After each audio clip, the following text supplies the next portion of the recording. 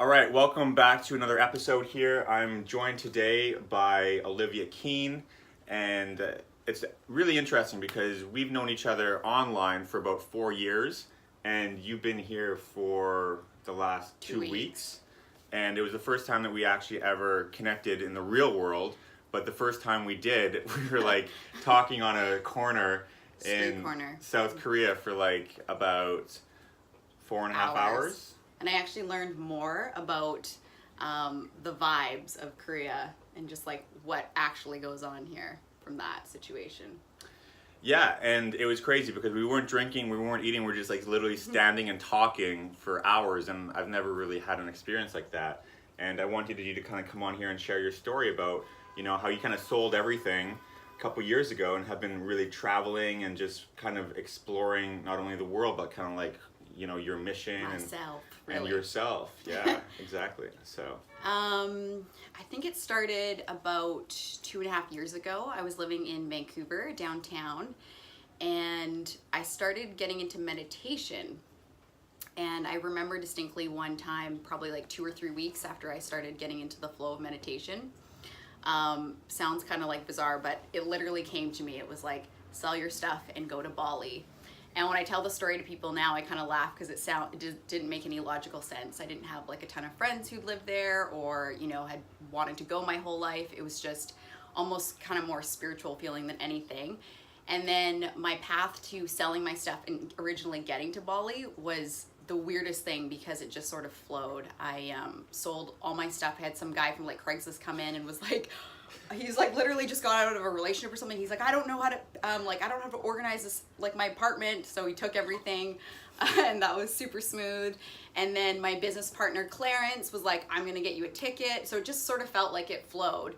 And that's sort of one big universal thing I've learned from traveling now is to sort of trust in your own internal compass and really to take action when you feel like it's time, not to necessarily like wait for things to be perfect or to have some master plan. So sold all my stuff and originally thought I was gonna be in Bali for 6 months, and it's almost been 2 years and it keeps getting better.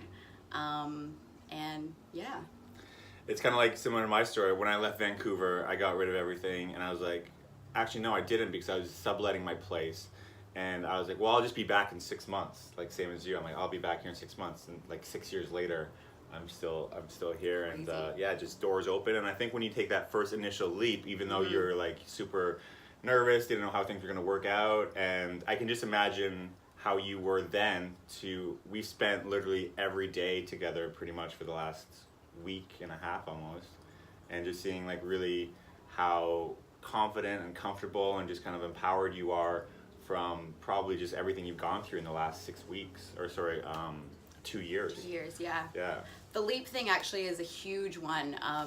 I feel like normally, like in society or how we're trained growing up or raised, a lot of it is like you need to see the entire plan before you do something. You know, when you get a degree or you get a job, it's like, you know, you're going to do that for X amount of years. Where what I've been practicing and now have a lot more self-trust and faith in is what Quinton just said, which is leaping. So it's like taking that step and only seeing like what's going to happen in that step. So like, for instance, with me, it's like selling my stuff, getting to Bali, having no clue. Here I am in Korea 2 years later. But just doing that, and then life will tell you the next step and the next step and the next step, but you can't see it all. And what kind of came up for me, or what like I've been learning now, is just to sort of trust that more. Whereas before I'd be like, I don't want to do something if I don't know how it's all going to work out.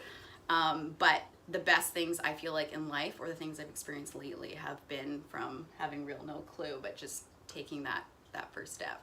And I think the one thing that I learned a lot from you over this past time is how you just really say you live from your feelings, and you follow what feels good and you do what feels good. So for example, you're like, I don't know how I'm going to be here, but when I feel the time's up, I'm going to book a ticket and I'm going to go. And you know, your flight is in a couple hours here to fly into Thailand. And it's just so cool because, like you said, most people plan everything so far in advance, but you're literally moment by moment. And I've just seen how you operate. Like, what do I feel like doing today? And then you just go and do it. You don't really have this agenda. Like, I know you have your goals and things you need to do with your business, and personally that, you know, makes you feel good. but you don't have like this huge plan. You have your ultimate goal of what you want. Yeah. But to get there, you are very open. Yeah. I think it's cool to have, or like really helpful to have some sort of clarity or intention of where, like what you actually want to create. Because I've definitely spent a lot of time in the past, like not having that, and then being like, I don't know why I don't feel good, or I'm not happy. And it's like, well, what do you want, Olivia? And it's like, oh, I have no clue, right? So life can only give you just a bunch of random stuff. But yeah, like that's been so fun too. Again, I think you need to like rewire yourself to be able to do that, and it just takes practice. But yeah, just doing sort of what calls you and what's exciting, and not doing a lot of things that don't feel good, because by doing things that don't feel good, that's going to stop you from the flow of what the world is trying to give you. Well, let's talk about flow and how you kind of feel about being authentic and real and having those truthful conversations with people even though you feel nervous. How's that affected you? I guess because I've done this to you all week. It's been very awesome and interesting to just see, because like I said, you're the first person I've literally probably ever met that I just see so much kind of myself in, how we just kind of cut all the bullshit. And we're like, how do you feel? And like one of the first things you asked me, like so certainly, you're like, Quinton, what do you want to do today? Yeah, because he's like, I don't know. And I'm like, okay, well, what do you want to do? And it's so funny. It sounds so simple, but these things are like really like not obvious sometimes, right? Or I was asking him too, just like, what do you want? Like, what do you want in your life? You know, because I feel like the people that I'm close to or I want to spend time with, if I sort of know what you're trying to create or what you really desire, then it's like, it's sort of easier to make decisions too, because it's sort of like, does this line up with that or no? Yeah, and that's just so refreshing, because people seem to have this kind of like, you know, just kind of... Agenda? Not even agenda, it's more kind of like filling the void with meaningless talk. Yeah. Where we've, the last, you know, week have just really gone deep. That's the only way. No, but one thing that I think when I first started talking to you, I was like just saying exactly what you're thinking and not like over analyzing it, or like if you actually feel something, to say it without any censor, which I think is just terrifying. There's been no censors. I think it's just terrifying for some people, because again, it's not like we're not always taught that way, or like, you know, you go through life and you might feel something or think something, but we're scared to say it, you know, for the cost of being rejected or not getting loved or having someone think that we're, you know, whatever. But what I've felt and I've learned through traveling is sort of just saying that, like exactly what's on your mind, asking for what you need. You're just so much happier. And I think that the reason why we're able to connect and communicate on that level is all the self-work we've done. You know, like you're going to the Hoffman Institute soon. It's like a 5-day?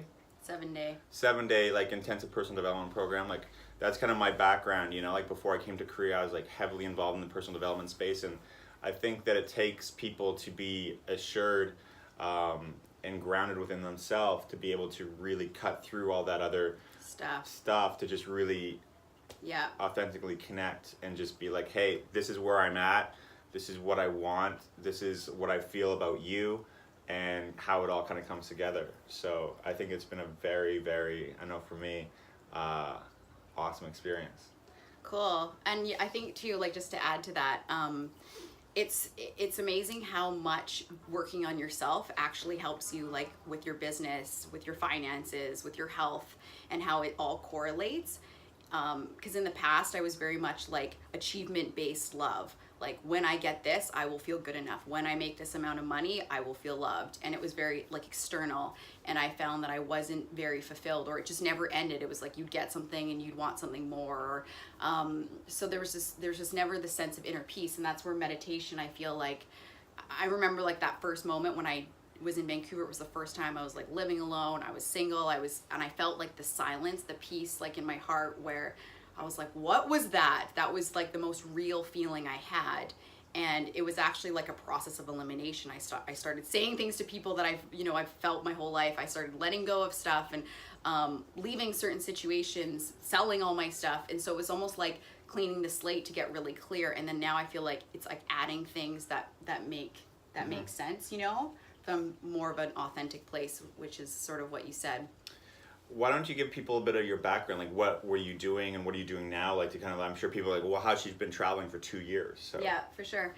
Well, I work online, and I started off doing digital marketing before I left in Vancouver. So helping clients that I love promote or sell products online via like Facebook and Instagram and ads.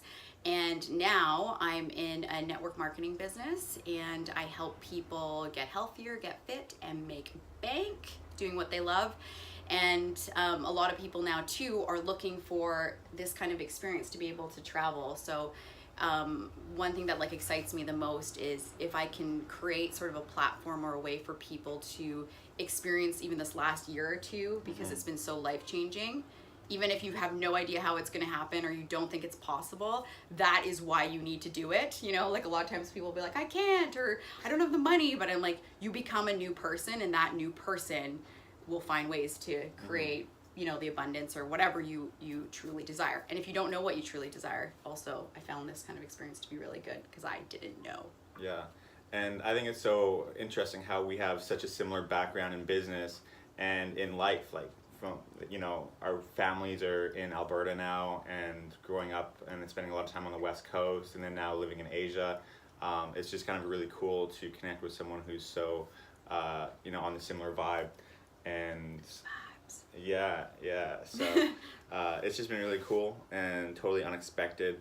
But I know you have a plane to catch here shortly. Anything you want to chat about before we land this baby? Come to Korea. Korea.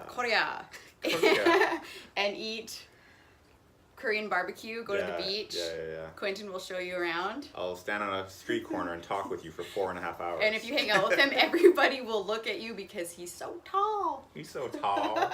Why are you so tall, big boy? Well, and it's funny for you because your background is half Chinese. Yeah. And half British. Yeah. So yeah, like you and I think it's interesting how you said about like growing up with like the pressures of achievement and kind of how that affected you and what you chose to do with your goals, and also kind of breaking out of that and being like, look, I don't need all this stuff, and really getting into minimalism and meditation, just kind of being complete with who you are instead of what you have. Yeah, and it's the craziest thing, but like once you get, like the more good you get with you and the clearer you get with like what you desire and who you are, things will come to you. Like me. Yes. Like that. No big deal. Yeah. That's the thing. If you do meditation, I will show up at your door. And I'm like, here I am. Like a genie. The Korean meditation master. Korea. Aw. This is getting pretty racist. I'm joking. Well, that's awesome. I'm going to miss you because you fly out today. It's been awesome. And yeah, until next time. Thanks for tuning in. Hopefully you got some inspiration from this amazing woman's story. You can connect with her. I'll have the links below and kind of see what she's up to. So until next time. Bye. Exactly. Thanks. Bye. Peace.